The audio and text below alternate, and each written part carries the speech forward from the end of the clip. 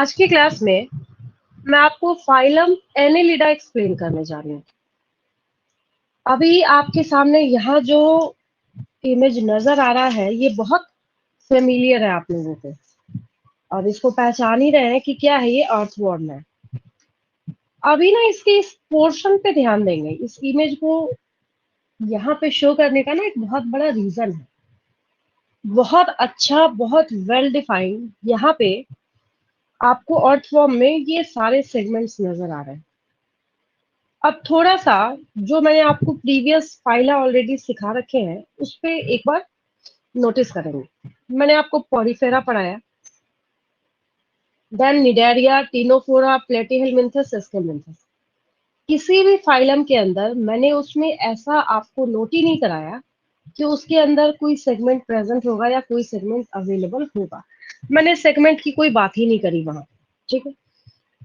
तो अभी सिर्फ मैं इस फाइलम में एनेलिडा में आपको बता रही हूँ कि इसके पास क्या है, स्पेसिफिक ऐसे जो सेगमेंट्स हैं ये प्रेजेंट होते हैं। अब एक दूसरी चीज है जो बच्चों को सबसे बड़ा डाउट होता है, बच्चों को ये डाउट होता है कि क्या ये सेगमेंट एक्सटर्नली होने के साथ साथ इंटरनली भी प्रेजेंट होते हैं इसकी बॉडी पे। तो उसका आंसर है नहीं। ये आपको जो सेगमेंट्स यहाँ पे नजर आ रहे हैं ये सिर्फ आपको एक्सटर्नल बॉडी पे नजर आ रहा है। लेकिन फिर भी अगर हम इसको ध्यान से देखें, मैं एक आपको बात बताती हूँ आपको। हमने ऐसे सपोज करा कि ये इसका एक सेगमेंट जो है आपको यहाँ पे नजर आ रहा है। अब इसके थोड़े ही गैप को लेके एक दूसरा सेगमेंट जो है ये आपको नजर आ रहा है, ठीक है।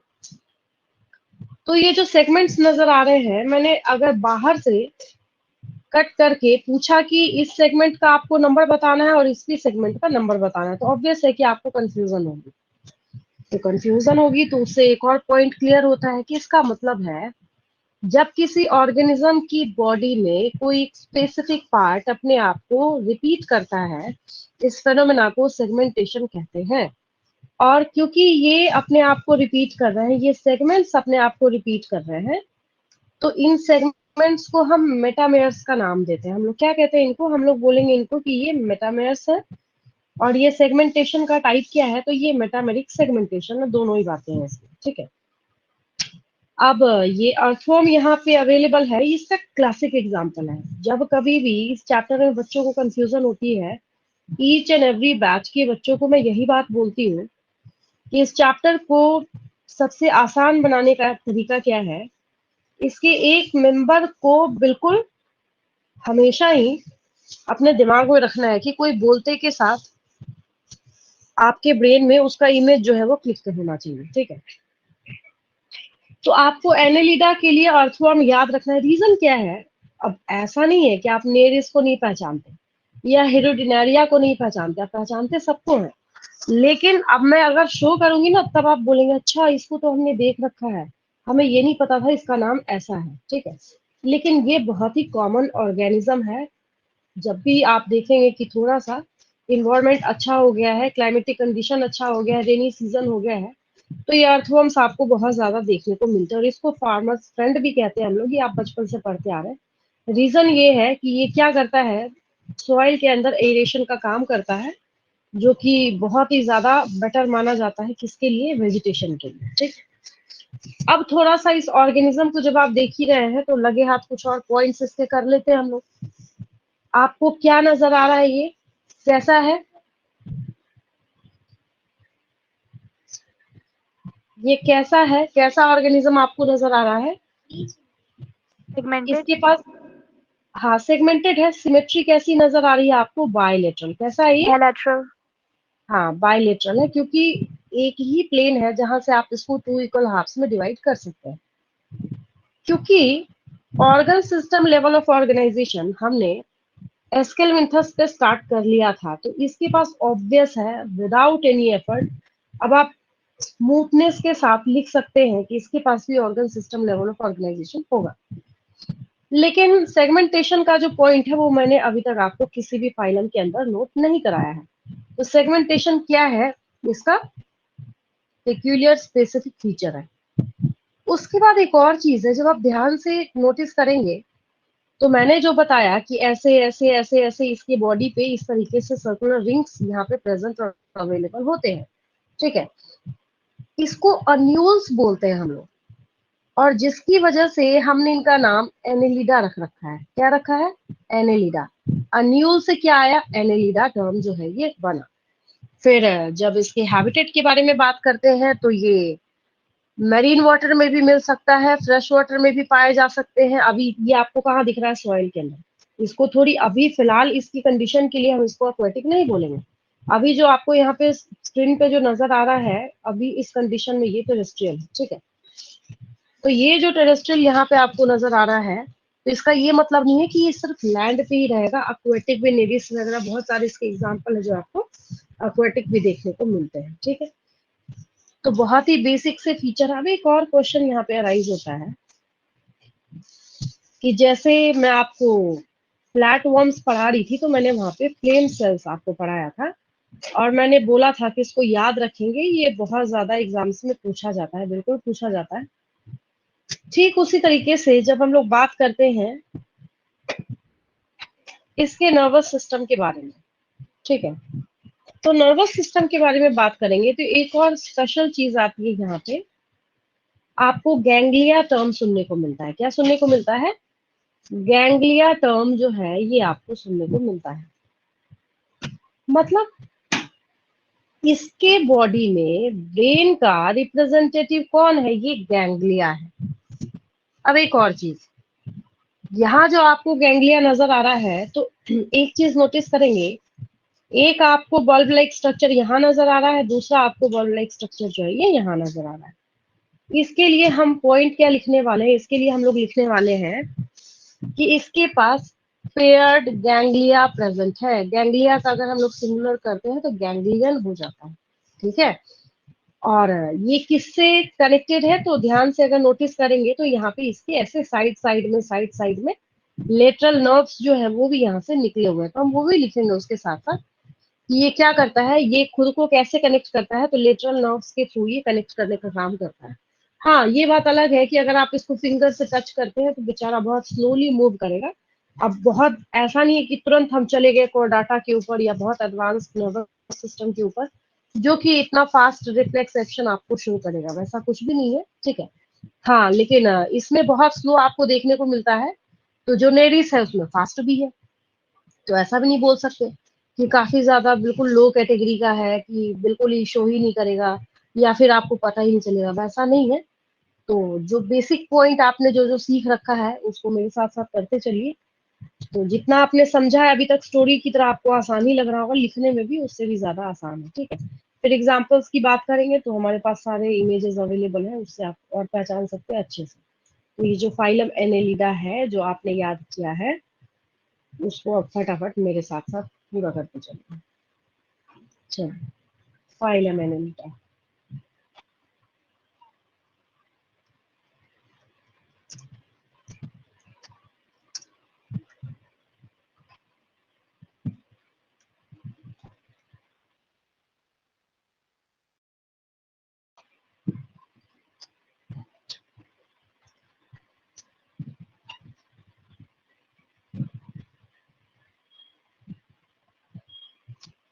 हैबिटेट से स्टार्ट करेंगे।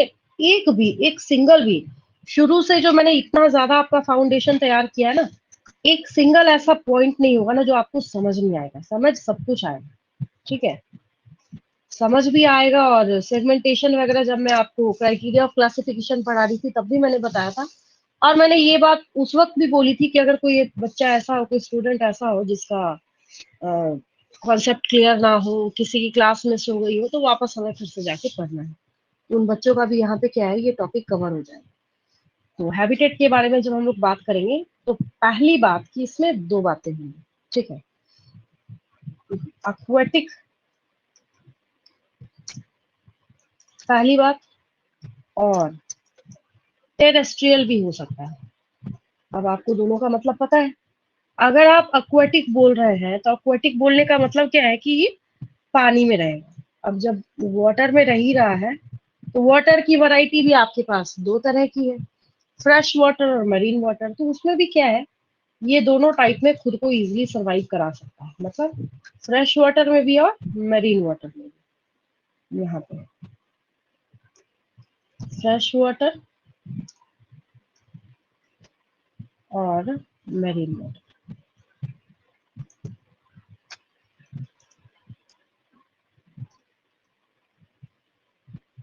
दोनों वाटर में इजीली सर्वाइव कर सकते हैं।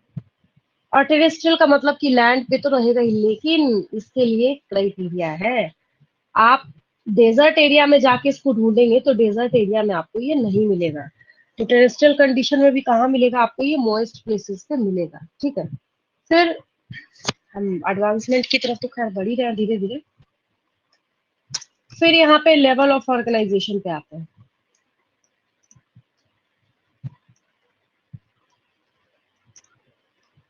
इसमें अब कोई डाउट है ही नहीं, याद रखेंगे एस्केलमिंथस से हम लोग organ system level of organisation start कर चुके हैं। ऑर्गन सिस्टम,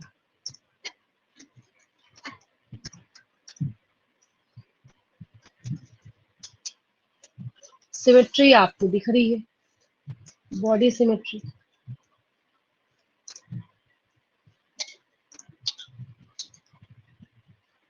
बायलेटरल छोड़ के और कोई ऑप्शन है भी नहीं आपके पास, अगर आप अर्थवर्म को पहचानते हैं तो। चलिए इस पेज का स्क्रीनशॉट लेंगे।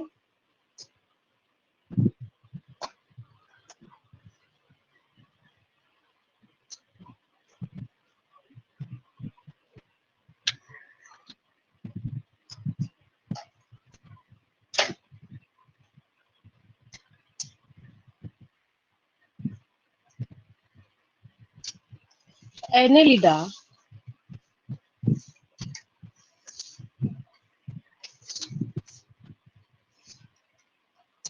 poses metameric segmentation.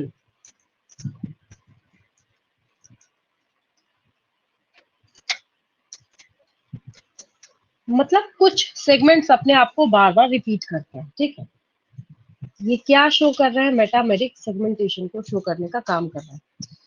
इसका मतलब ये हुआ,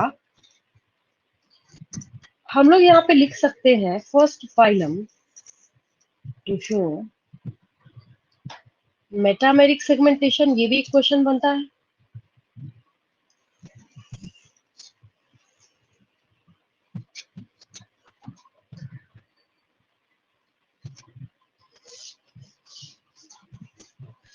देन ट्रिप्लोब्लास्टिक की भी शुरुआत हो चुकी है। इसके बाद एक सिंगल भी ऐसा फाइलम आप ढूंढ के नहीं निकाल सकते जिसको आप बोलेंगे कि ये डिप्लोब्लास्टिक बीच में आ गया। देख लेंगे टर्न करके। हालांकि जब मैं आपको क्राइटेरिया सिखा रही थी, उस वक्त भी मैंने ये चीजें आपको याद करा रखी है। तो ट्रिप्लोब्लास्टिक बोलने का मतलब आप सबके सब ट्रिप्लोब्लास्टिक होंगे। इसके बाद मैं नहीं लिखूंगी, मतलब इसके बाद के फाइलम में बस यहाँ तक लास्ट लिख दे रही हूँ। इसको मैंने बार बार आपको पढ़ा रखा है। इसका मतलब है कि इसमें 3 जर्म लेयर्स जो है वो प्रेजेंट है। और ये जो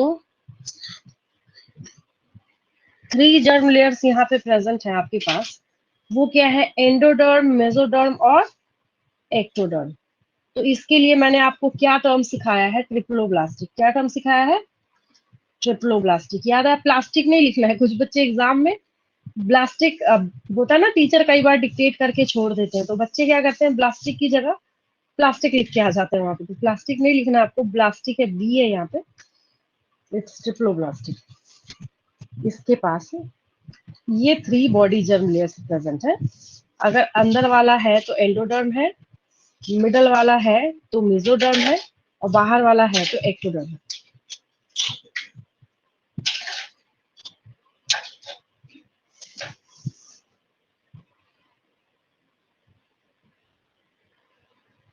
इसका स्क्रीनशॉट लेंगे।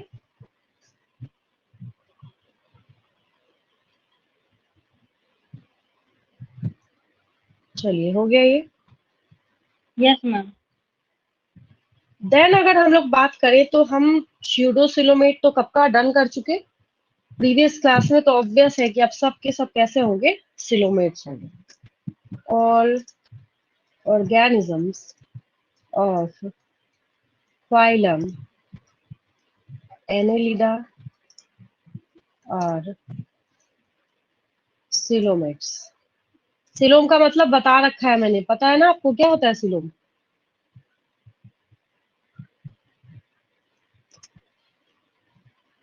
सिलोम क्या होता है?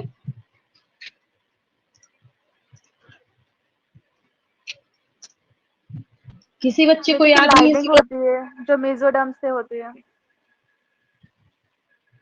फिर से बोलेंगे?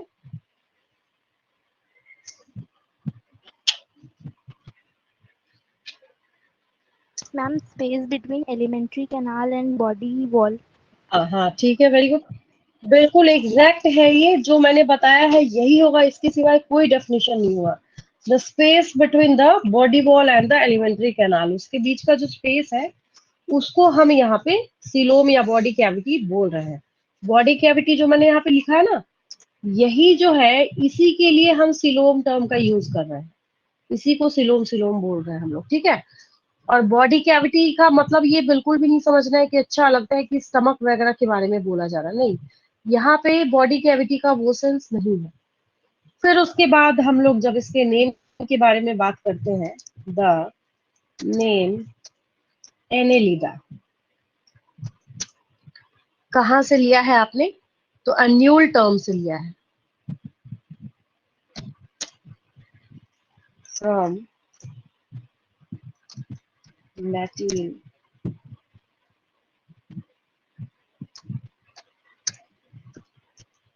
एन्यूलस। इसका मतलब लिटिल रिंग होता है, लिटिल रिंग होता है। अगर एक को हम वहां पे काट के इमेजिन करें तो रिंग जैसा ही दिखेगा, तो इसकी वजह से इसका नाम क्या रख रखा है? एनेलिडा। इसके पास और क्या स्पेशलिटी, आपने इसको ना चलते हुए देखा होगा, मूव जब ये करता है तो अपने बॉडी पार्ट को क्या करेगा, थोड़ा थोड़ा शिफ्ट करता हुआ चलाने का काम करता है। इसके पास ना लॉन्गिट्यूडनल एंड सर्कुलर मसल्स होते हैं जो कि इसको लोकोमोशन में हेल्प करते हैं, ठीक है।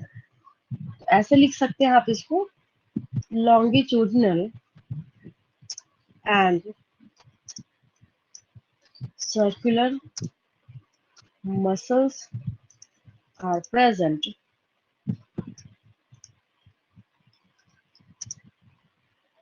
which help them in locomotion। मतलब क्या हुआ यहाँ से, क्या आपका क्वेश्चन बनता है, what is the significance of presence of longitudinal and circular muscles in annelida? आपको सिर्फ आपको वहां पे ऑप्शन दे दिया जाएगा, रेस्पिरेशन, फूड मेस्टिकेशन, या फिर डाइजेशन, लोकोमोशन, तो लोकोमोशन को वहां पे मार्क करना है। देन अब यहाँ पे एक स्पेशल टर्म आएगा पैरापोडिया, मुझे लिखना है। अर्थ फॉर्म में तो आपको दिखा नहीं पैरापोडिया, तो आपको समझ नहीं आएगा पैरापोडिया क्या होता है। सबसे अच्छा इसको समझने का तरीका क्या है, इसको देखिए, इसको देखा है कहीं आपने, पहचानते हैं इसको? क्या है ये? इसको देखा है कभी? अच्छा, ये पहचान में नहीं आ रहा है, तो इसको देखा है?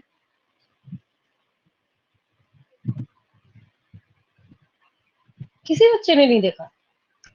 कोई नहीं पहचानता इसको? मैम देखा है। देखा है ना? इसको हिंदी में कान खजुरा कहते हैं लोग, कहते हैं ना कि कान के अंदर चला जाता है, कोई जमीन वगैरह पे अगर सोता है तो वहां से इसका नाम ऐसा इस तरीके। हाँ, तो इसके पास ना ये जो आपको साइड साइड में जो दिख रहा है ना, ये लेटरल, लेटरल मतलब साइड, वेंट्रल मतलब फ्रंट में, आपके माउथ के साइड अगर कुछ होगा तो वेंट्रल, बैक साइड होगा तो डॉर्सल, दोनों हाथ जिस साइड में है तो लेटरल। तो अब इसके पास हाथ तो है नहीं, तो दोनों साइड आप इसका देखिए, एक इस साइड और एक इस साइड, ठीक है। तो ये क्या है, लेटरल है, वेंट्रल बोल नहीं सकते, डॉर्सल बोल नहीं सकते, अब साइड साइड में तो हम क्या बोलेंगे, लेटरल बोलेंगे। तो यहाँ पे हम लोग टर्म क्या देते हैं,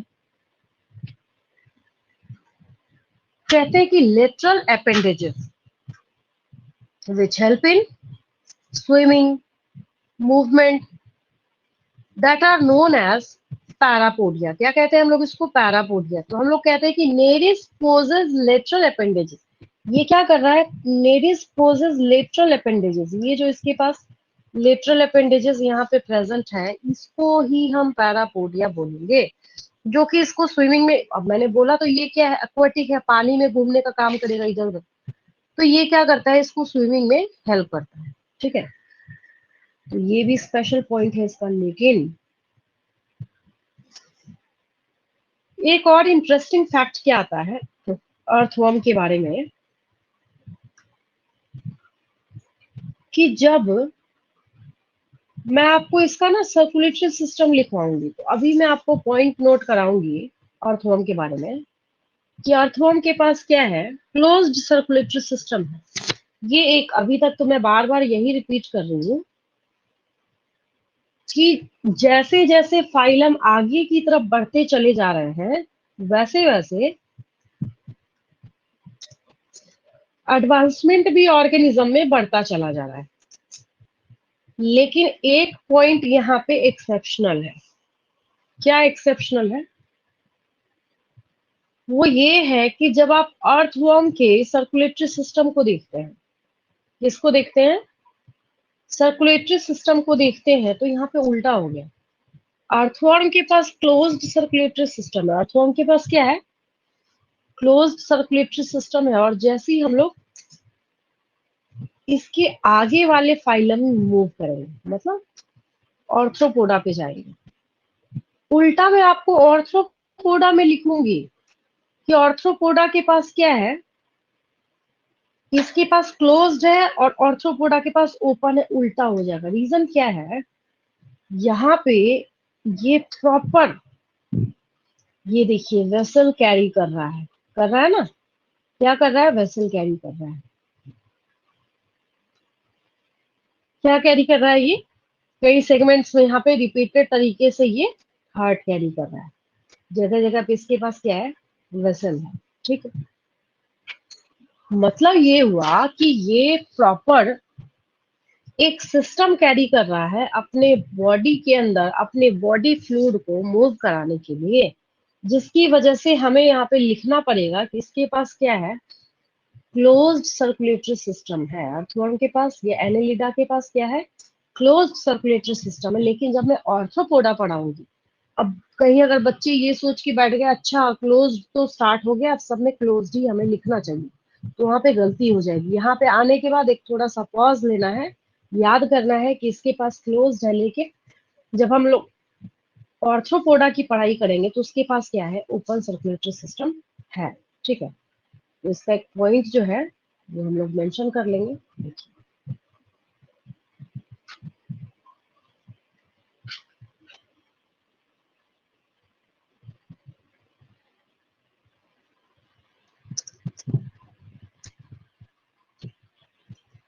Annelida possess closed circulatory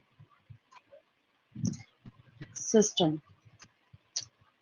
इसके पास क्या है, क्लोज्ड सर्कुलेटरी सिस्टम है, ये यूनिक पॉइंट है इसका।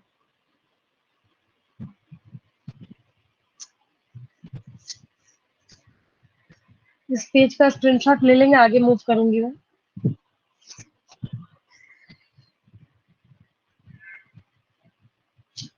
देन पैरापोडिया पे आते हैं।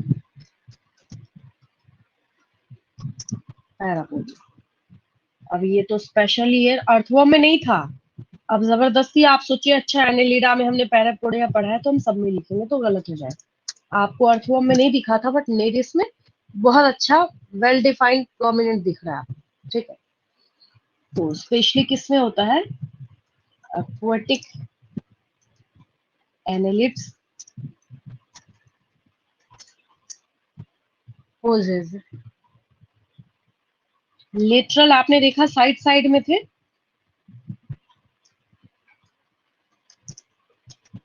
लेटरल अपेंडेजेस,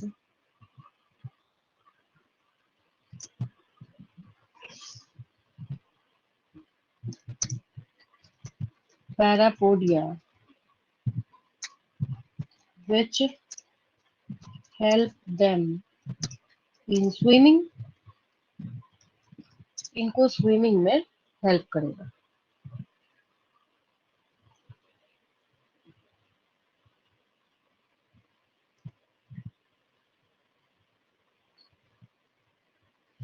सर्कुलेटरी सिस्टम तो आप लोग लिख चुके हैं ऑलरेडी। अब आते हैं इसके 5 स्टार क्वेश्चन पे। मतलब इस पूरे एनेलिडा में जो सबसे ज्यादा पूछा गया क्वेश्चन आज तक है वो 2 है।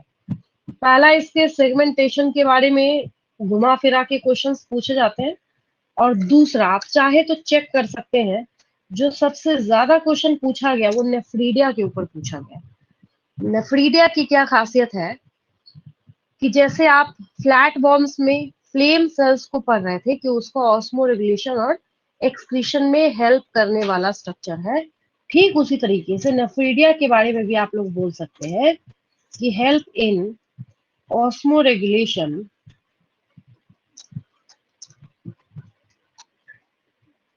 And excretion. ये इसको क्या करता है, ऑस्मो रेगुलेशन और एक्सक्रीशन में हेल्प करने का काम करता है। मतलब ये कॉपीराइटेड हो गया कि यही करेगा तो करेगा। नेफ्रीडिया छोड़ के आप कुछ भी लिखेंगे आपको मार्क्स नहीं मिलेगा।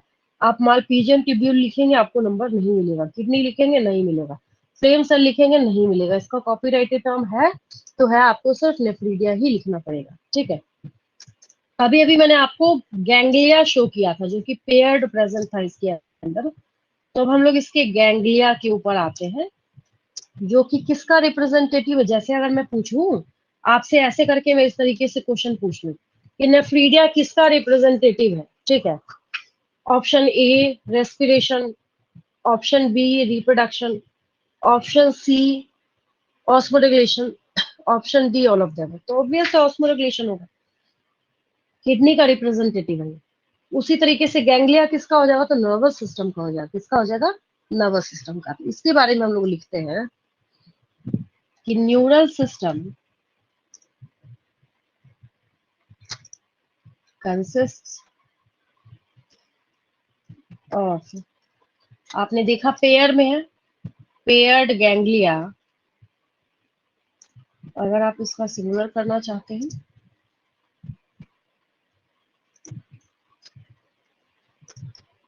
तो गैंग्लियन हो जाएगा।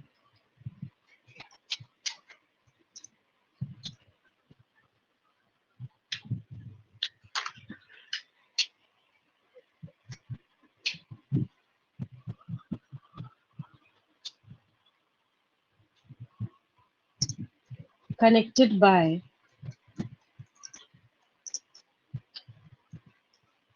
lateral nerves। आपने देखा लेटरल जो साइड साइड वाले नर्व्स थे उनसे ये कनेक्ट करने का काम कर रहा था। ठीक है, दूसरी बात ये है कि अब जो ये लेटरल नर्व्स आपके पास प्रेजेंट है, लेटरल नर्व्स जो यहाँ पे अवेलेबल है, अभी आप पता है क्या पढ़ रहे हैं, अभी तक आप कॉर्डेट्स के अंदर इन किए ही नहीं, आप नॉन कॉर्डेट्स पढ़ रहे हैं। क्या पढ़ रहे हैं, नॉन कॉर्डेट्स।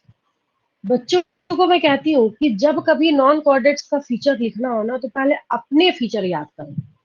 मतलब आपकी खुद की बॉडी का क्या फीचर है। अगर मैं आपसे पूछूं कि आपकी बॉडी में आपका जो नर्वस सिस्टम है वो कहाँ है, वेंट्रल है या डॉर्सल है, कहाँ है आपका नर्वस सिस्टम आपकी बॉडी में, वेंट्रल पोर्शन में या डॉर्सल में है, आंसर करेंगे।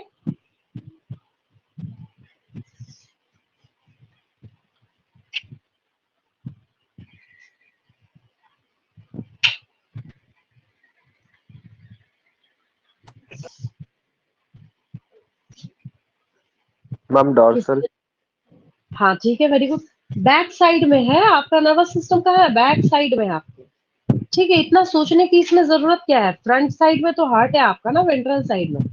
आपका खुद का नर्वस सिस्टम कहाँ है, तो डॉर्सल साइड में है।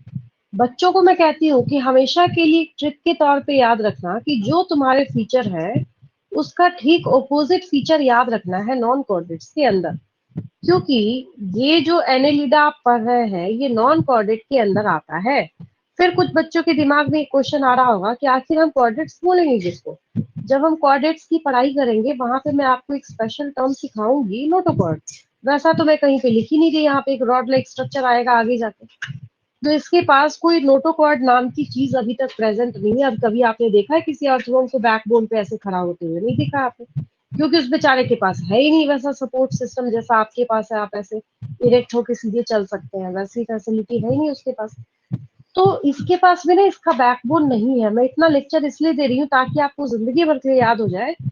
अर्थवर्म क्या, इस दुनिया के किसी भी आपसे नॉन कोऑर्डिनेट के बारे में पूछा जाए ना, हमेशा आंख बंद करके एक बार सोचेंगे आपकी बॉडी में कहाँ है, तो आपको याद आएगा हमारी बॉडी में हमारा नर्वस सिस्टम बैक साइड में है, डोर्सल है। इसका मतलब है कि इन सारे नॉन कोऑर्डिनेट्स का जो नर्वस सिस्टम है वो कहाँ होगा, उनके फ्रंट साइड में होगा। ये बहुत अनोनी सी बात लगती है बच्चों को सुन के।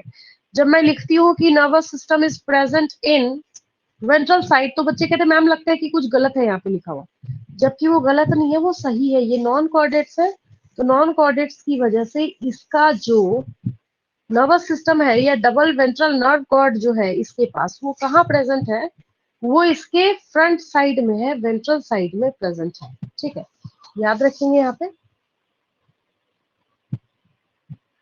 तो इसके जो ये लेटरल नर्व्स है टू अ डबल, अभी एक और पॉइंट उल्टा होगा यहाँ पे। अच्छा, आपके में सिंगल है तो इसमें डबल है, आप में डॉर्सल है तो इसमें वेंट्रल है। ठीक है, आप में हॉलो है, जैसे आपका जो पूरा का पूरा क्या है वर्टिब्रल कॉलम, उसके अंदर जो है वो रन कर रहा है कौन, आपका नर्वस सिस्टम। तो आपके पास कैसा है, तो हॉलो है। इसके पास कैसा है, सॉलिड है, इसके पास धागे की तरह नहीं। अब आप सोचेंगे बेचारा अर्थवर्म तो खुद ही इतना सा है, क्या नजर आएगा, तो उसमें बिल्कुल व्हाइट थ्रेड की तरह, जैसे धागा देखते हैं ना पतला वाला, व्हाइट थ्रेड की तरह उसमें से निकलता है। तो ventral and solid nerve cord.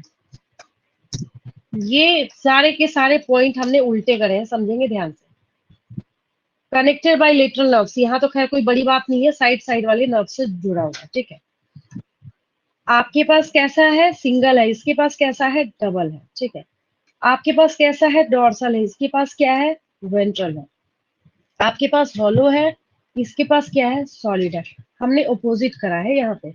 जब मैं आपको अलग से स्पेशली लिखाऊंगी ना differences between coordinates and non coordinates, वहां पे ये पॉइंट जो है मैं आपको उल्टा या अपोजिट करवाऊंगी। ठीक है, चलिए इस पेज का स्क्रीनशॉट ले लेंगे।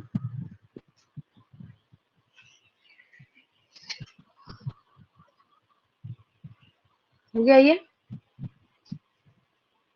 अभी अगर मैं बोल दूं ना इसकी बजाय कि आपको खुद के नर्वस सिस्टम के बारे में मुझे बताना है, तो आप क्या बोलेंगे, यहाँ डबल है आपके पास सिंगल है, यहाँ वेंट्रल है आपके पास डॉर्सल है, यहाँ सॉलिड है आपके पास हॉलो है। ठीक है,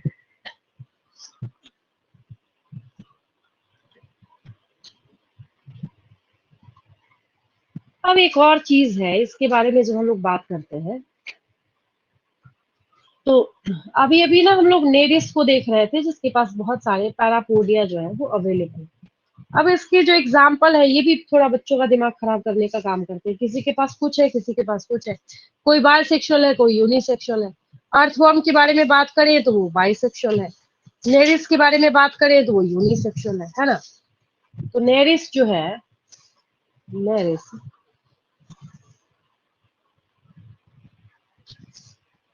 कैसा है, ये एक्वाटिक है,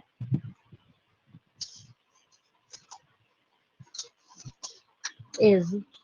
अब देखिए, अगर बच्चों को ना एक और चीज कंफ्यूज करने का काम करता है, यहाँ पे ना डायशियस है, टर्म क्या है, डायशियस। तो बच्चे ना डायशियस को बाइसेक्सुअल समझते हैं, आप में से भी कुछ बच्चे समझ रहे होंगे। ठीक है, बट एक्चुअली जो डायशियस टर्म है ना, ये यूनिसेक्सुअल है। क्या है ये, यूनिसेक्सुअल है। डायशियस टर्म इज यूनिसेक्सुअल, और उल्टा है जो मोनोशियस टर्म है ना वो बाइसेक्सुअल है। ठीक है, ये क्या है, यूनिसेक्सुअल है। नेरिस इज डायशियस मतलब यूनिसेक्सुअल। बोलने का क्या मतलब कि नेरिस के बारे में अगर आप एनालाइज करेंगे तो मेल नेरिस अलग और फीमेल नेरिस अलग। लेकिन जो अर्थवर्म और लीचेस जो है, अर्थवर्म एंड लीचेस आर, अब वहां हमने डायशियस लिखा था ना, यहाँ मोनोशियस लिखेंगे। बच्चे मोनोशियस को यूनिसेक्सुअल समझते हैं और डायशियस को बाइसेक्सुअल, जबकि उल्टा है दोनों। ठीक है, मोनोशियस क्या है? तो बाइसेक्शुअल।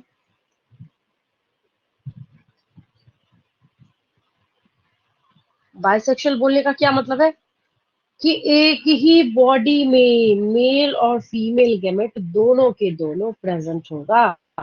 जैसे ये अर्थवॉर्म है, ठीक है। अब अर्थवॉर्म है तो यहाँ पे क्या चीज आपको नजर आ रही है? तो ओवरी, ओविडक्ट, ओविडक्ट फनल, फिर टेस्टिस, टेस्टिस सैक्स। तो क्या हो गया, यहाँ पे मेल भी प्रेजेंट है और फीमेल रिप्रोडक्टिव पार्ट भी जो है इसके पास प्रेजेंट है। तो इसका अनोखा ही रिप्रोडक्टिव सिस्टम जो है ये आपको देखने को मिलता है, ठीक है। तो ये हो गया। फिर अब हम लोग चलते हैं, इतने एक्सप्लेनेशन के बाद में, एक्सप्लेनेशन सुनते सुनते ही बच्चों को एग्जाम्पल जो है वो याद हो जाता है, ठीक है। लिख लेते हैं एग्जाम्पल्स हम लोग, काफी कॉमन से एग्जाम्पल है। अच्छी बात ये है कि ये सब आपने देख रखा है ऑलरेडी। और एनिमल किंगडम चैप्टर की एक और खासियत है जो कि बच्चे भी यही बात बोलते हैं, हम ना इस चैप्टर में जैसे जैसे आगे बढ़ते जाते हैं ना, चैप्टर हमारे लिए आसान होता जाता है। उसका रीजन क्या है? आप जैसे जैसे आगे की तरफ मूव करते जाते हैं, ऑर्गेनिजम्स आपसे फेमिलियर होते चले जाते हैं, जिसकी वजह से आपको अच्छा लगता है पढ़ने में। Nereis,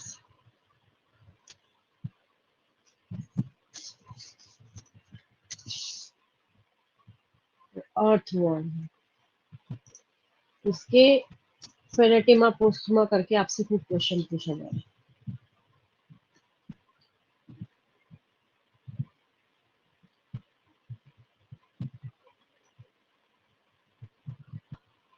Earthworm is Ferretima postum.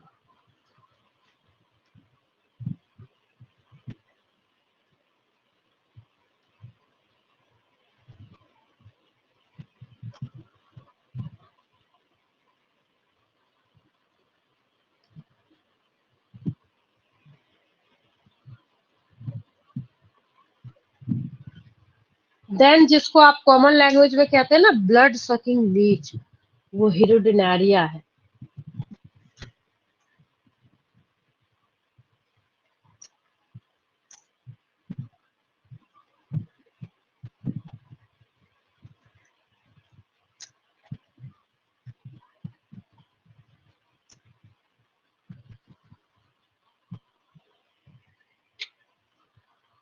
चलिए इस पेज का स्क्रीनशॉट ले लेंगे। इसके सारे मेंबर्स को आप पहचानते हैं बहुत अच्छे से।